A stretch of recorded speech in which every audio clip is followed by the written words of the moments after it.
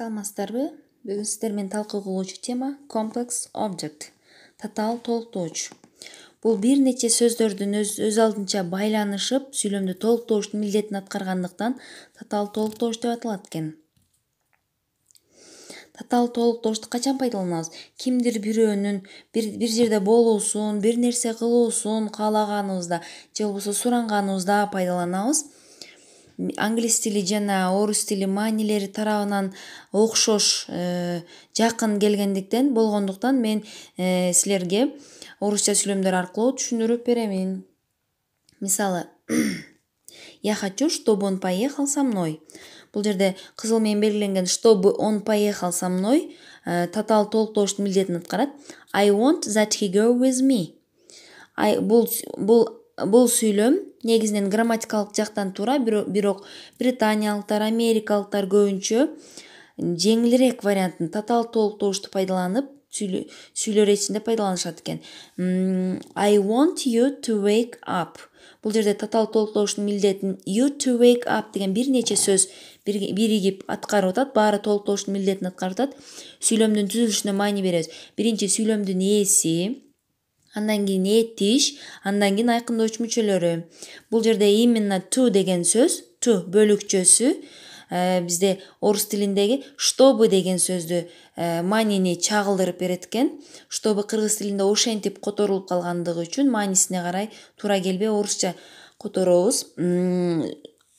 Татаал толуктоо сүйлөмдөрүн түзүүдө бизге сөзсүз түрдө төмөндүкү ата тобушторду пайдаланабыз. Андан кийин этишке карай to бөлүкчөсү ke деп пайдаланылат, кээ бир учурларда пайдаланылбай калат. Демек, кайсыл учурларда пайдаланылбайт? Эгерде сүйлөмдө to see, to watch, to notice, to observe, to feel, to hear, to make, to let этиш сөздөрү пайдаланылса, анда to бөлүкчөсү пайдаланылбайт. Мисалы, I have never heard you sing. Я никогда не слышал, чтобы ты пел.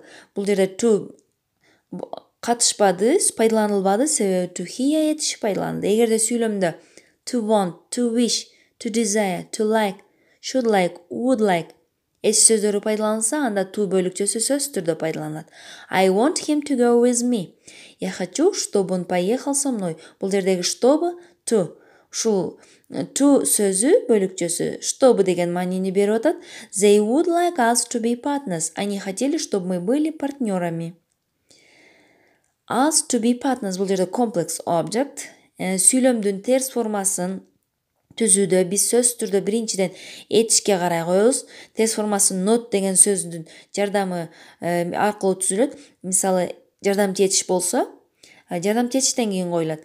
They would not like us to be partners. Эгерде негизги этиш болсо, анда бизге do келет. Жардамга сөзсүз түрдө. Interrogative form сүйлөмдөргө суроо коюуда биз албетте биринчи очередде этиштерге карайбыз. I want him to go with me.